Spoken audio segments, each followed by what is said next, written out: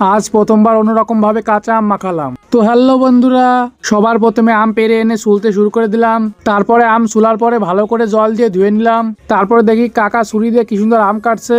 তারপরে আমিও কাকার মতো ওইভাবে আম কাটা শুরু করলাম। তারপরে সব আম কাটার পরে প্রায় এক গাবলা হয়ে গেছে আম। তারপরে আম মাখানো শুরু করলাম। সবার প্রথম আমের মধ্যে দিয়ে দিলাম কাসন্দ, তারপরে দিয়ে দিলাম অল্প চিনি, তারপরে তার মধ্যে দিয়ে দিলাম লেবুর রস, তারপরে কাঁচা লঙ্কা শিল দিয়ে বেটে আমের মধ্যে সুন্দর করে দিয়ে দিলাম। তারপরে সব কাঁচা লঙ্কা এক জায়গায় গুছিয়ে আমের গাবলার মধ্যে দিয়ে দিলাম। তারপরে আমে যতটা লবণ লাগে ততটা লবণ দিয়ে আম মাখানো শুরু করে দিলাম।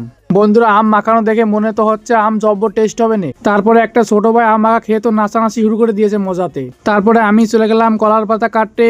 তারপরে কলার পাতা কেটে ভালো করে ধুয়ে নিলাম। তারপরে কলার পাতা করে সবাইকে একটু একটু করে দিয়ে দিলাম। আর এই পাশে আমার কাকা হাত দিয়ে না খেয়ে ছুরি দিয়ে আম খাচ্ছে। তারপরে কাকার আম খা দেখে আমি তো অবাক, কাকা ভাতের মতো আম মাখা খাচ্ছে। কিন্তু আমি প্রথমে দেখলাম শশা দিয়ে আমের ঝোল খাওয়া। বন্ধুরা, তোমরা কখনো কি শশা দিয়ে আমের ঝোল খেয়েছো? যদি খেয়ে থাকো তাহলে কমেন্ট করে একটু জানিও।